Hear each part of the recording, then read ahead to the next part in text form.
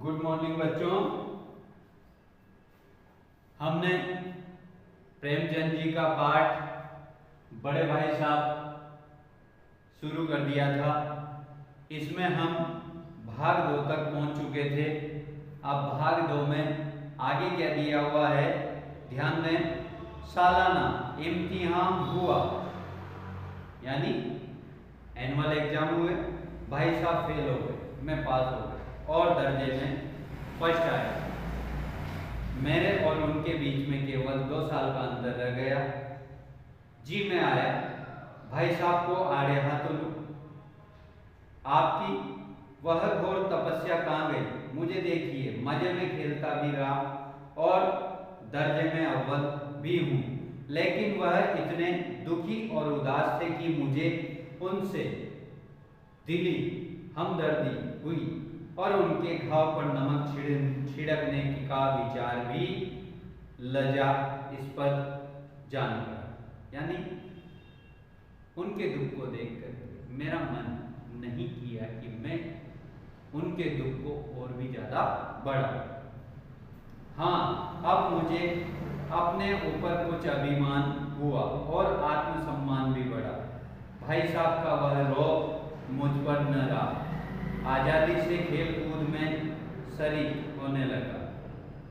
दिल मजबूत था, मगर उन्होंने फिर मेरी फजीहत की तो साफ कह दूंगा, आपने अपना खून जलाकर कौन सा तीर मार दिया? मैं तो खेलते कूदते दर्जे में अव्वल आया था। जनाब से यह हेकड़ी जताने का साहस न होने पर भी मेरे रंग ढंग से साफ जाहिर होता था कि भाई साहब का वह आतंक मुझ पर नहीं था। भाई साहब ने इसे भांप लिया। उनकी सहज बुद्धि बड़ी तीव्र थी और एक दिन जब मैं भोर का सारा समय गुल्ली डंडे की भेंट करके ठीक भोजन के समय लौटा तो भाई साहब ने मानो तलवार खींच और मुझ पर टूट पड़े। देखता हूँ इस साल पास हो गए हो और दर्जे में अव्वल आए हो तो तुम्हें दिमाग हो गया, मगर भाईजान घमंड तो बड़े बड़े का नहीं रहा। तुम्हारी क्या हस्ती है, इतिहास में रावण का हाल तो पढ़ा ही होगा। उनके चरित्र से तुमने कौन सा उपदेश लिया या यूं ही पढ़ गए? महज इम्तिहान पास कर लेना कोई चीज नहीं, असल चीज है तो वो है बुद्धि का विकास। अब देखिए आप, लेखक और उसके बड़े भाई साहब तो फेल हो चुके हैं, पर फिर भी अपने बड़े होने का रोब लेखक पर झाड़ रहे। जो कुछ पढ़ो उसका अभिप्राय समझो। रावण भूखंड का स्वामी थे। ऐसे राजाओं को चक्रवर्ती कहते हैं। आजकल अंग्रेजों ने राज्य का विस्तार बहुत बड़ा हुआ है, पर उन्हें चक्रवर्ती नहीं कह सकते। संसार में अनेक राष्ट्र अंग्रेजों का आधिपत्य स्वीकार नहीं करते, बिल्कुल स्वाधीन है। रावण चक्रवर्ती राजा था। संसार के सभी महीप उसे कर देते थे, यानी सब उसके समीप आ जाया करते थे। सारे राजा उसके अधिकार में हो जाया करते थे। बड़े बड़े देवता उसकी गुलामी करते थे। आग और पानी के देवता भी उसके दास थे, मगर उसका अंत क्या हुआ? घमंड ने उसका नाम निशान तक मिटा दिया। कोई उसे एक चुल्लू पानी देने वाला भी न बचा। आदमी और जो कुकर्म चाहे करे, वो पर अभिमान न करे। इतराए नहीं, अभिमान किया और दीन दुनिया दोनों से गया। शैतान का हाल भी पड़ा ही होगा। इसे ये अभिमान हुआ था कि ईश्वर का उससे बढ़कर सच्चा भक्त कोई है ही नहीं। अंत में यह हुआ कि स्वर्ग से नरक में ढकेल दिया गया। साहिरों ने भी एक बार अहंकार किया था, भीख मांग मांग कर मर गया। तुमने तो अभी केवल एक दर्जा पास किया और अभी से तुम्हारा सिर फिर गया। अब तो तुम आगे बढ़ चुके, ये समझ लो कि तुम अपनी मेहनत से नहीं पास हुए, अंधे के हाथ बटेर लग गए। मगर बटेर केवल एक बार हाथ लग सकती है, बार बार नहीं लग सकती। यानी किसी व्यक्ति के हाथों अनचाही वस्तु का हाथ लगना, अंधे के हाथ बटेर लगना है, ये आपके कहावत है। कभी कभी गुल्ली डंडे में भी अंधा चोट निशाना पड़ जाता है, इससे कोई सफल खिलाड़ी नहीं हो जाता। सफल खिलाड़ी वो है जिसका कोई निशाना खाली न जाए। मेरे फेल होने पर मत जाओ, मेरे दर्जे में आओ। मेरे दर्जे में आओगे तो दांतों पीसना आ जाएगा। अब जब अलजबरा और ज्योमेट्री के लोहे के चने चबाने पड़ेंगे और अंग्लिस्तान का इतिहास पढ़ना पड़ेगा, बादशाहों के नाम याद रखना आसान नहीं। 8 हेनरी हो गुजरे हैं। कौन सा कांड किस हेनरी के समय में हुआ, क्या यह याद कर लेना आसान समझते हो? हेनरी 7वें की जगह हेनरी 8वां लिखा और सब नंबर गायब। सफाचट सिफर भी लग न मिलेगा, सिफर भी हो किस ख्याल में?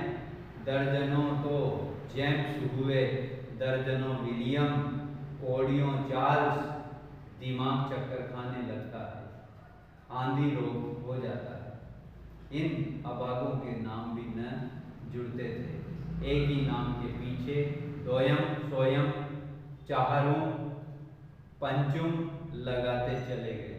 मुझसे पूछते तो 10 लाख नाम बता सकता। आई बात समझ में? तो इस तरीके से लेखक के बड़े भाई साहब अपने पढ़ी हुई बातों को लेखक को समझा रहे हैं कि भैया मैंने तरह तरह की जानकारी हासिल की है, एलजेब्रा ज्योमेट्री वगैरह मैथमेटिक्स के भाग है ये, और इतिहास में भी कई चार्ल्स के विलियम्स के नाम पढ़े, उनके पीछे न जाने क्या क्या सरनेम जुड़ा हुआ था। तो इस तरीके से तुम जब मेरे दरमियान मेरे ओहदे पर आओगे तो न जाने कितने नाम याद करोगे और न जाने कितने गुम हो जाएंगे। और ज्योमेट्री तो बस खुदा की पनाह, अबजद की जगह अजब लिख दिया और सारे नंबर कट गए। कोई न निर्दयी मुमकिनों से नहीं पूछता कि आखिर अबजद और अजब में क्या फर्क है, और व्यर्थ की बात के लिए क्यों छात्रों को का खून करते हो? दाल भात रोटी खाई या भात दाल रोटी खाई, इसमें क्या रखा है? मगर इन परीक्षकों को क्या परवाह, वो तो वही देखते हैं जो पुस्तक में लिखा है। चाहते हैं कि लड़के अक्सर अक्सर रट डालें और उसी रटंत का नाम शिक्षा रख छोड़ा है। और आखिर इन बेसिर पैर की बातों के पढ़ने से फायदा, इस रेखा पर वह लंब गिरा दो तो आधार लंब से दुगना होगा। पूछिए इससे प्रयोजन दुगना नहीं चौगुना हो जाए या आधा ही रहे मेरी बला से, लेकिन परीक्षा में पास होना है तो यह सब पूरा बात याद रखनी पड़ेगी। ये सारी बातें ध्यान में रखनी पड़ेगी। कर दिया समय की पाबंदी पर एक निबंध लिखो जो 4 पन्नों से कम न हो। अब आप कॉपी सामने खोलें, कलम हाथ में लिए उसके नाम को रोइए। कौन नहीं जानता कि समय की पाबंदी बहुत अच्छी बात है, इससे आदमी के जीवन में संयम आता है, दूसरों को उस पर स्नेह होने लगता है और उसके कारोबार में उन्नति होती है। लेकिन इस जरा सी बात पर 4 पन्ने कैसे लिखें? जो बात एक वाक्य में कही जा सके उसे 4 पन्नों में लिखने की जरूरत है। मैं तो इसे हिमाकत कहूँगा। यह जो समय की किफ़ायत नहीं बल्कि उसका दुरुपयोग है। व्यर्थ में किसी को ठूंस दिया जाए। हम चाहते हैं आदमी को जो कुछ करना हो चटपट कर दे और अपनी राह ले, मगर नहीं, आपको 4 पन्ने रंगने पड़ेंगे। चाहे जैसे लिखिए, पन्ने भी पूरे फुल स्केप आकार के। ये छात्रों पर अत्याचार नहीं तो और क्या है। निबंध लिखना है, 4 पन्ने का निबंध लिखना है।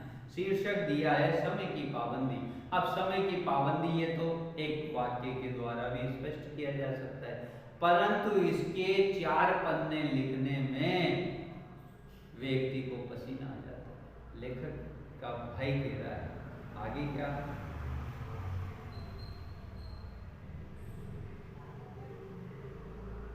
अनर्थ तो यह है कि कहा जाता है संक्षेप में लिखो। समय की पाबंदी पर संक्षेप में एक निबंध लिखो जो 4 पन्नों से कम न हो। ठीक, संक्षेप में तो 4 पन्ने हुए नहीं, शायद 100-200 पन्ने लिखवाते। तेज भी दौड़िए और धीरे धीरे धीरे भी। है उल्टी बात है या नहीं? बालक भी इतनी सी बात समझ सकता है, लेकिन इन अध्यापकों को इतनी तमीज भी नहीं। उस पर दावा है कि हम अध्यापक हैं। मेरे दर्जे में आओगे लाला तो ये सारे पापड़ बेलने पड़ेंगे, तब आटे दाल का भाव मालूम होगा। इस दर्जे में अव्वल आ गए तो जमीन पर पाँव नहीं रखते। इसलिए मेरा कहना मानिए, लाख फेल हो गया हूँ लेकिन तुमसे बड़ा हूँ संसार में।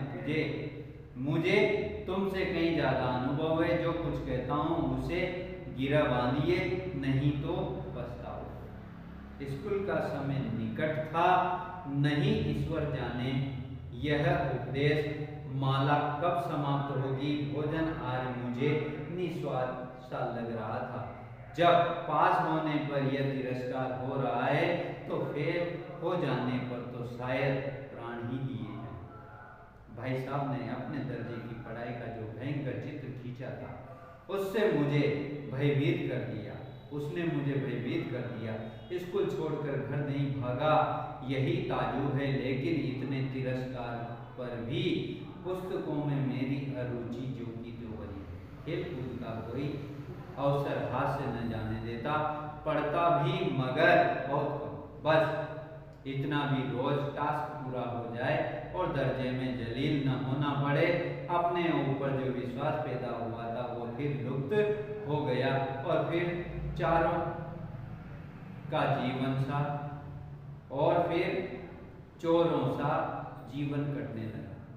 तो लेखक जो है वो पुस्तकों से कम लगाव रखता था, खेल कूद को ज़्यादा समय देता था। इस तरीके से वो समय की बचत का फायदा उठा करके वो खेल कूद के लिए फरार हो जाया करता था। जैसे ही लेखक के भाई साहब आते उनसे अपनी नजरें चुरा करके वो एकाएक पढ़ने बैठ जाता। तो इस तरीके से बेटा लेखक ने अपने बड़े भाई साहब का रोल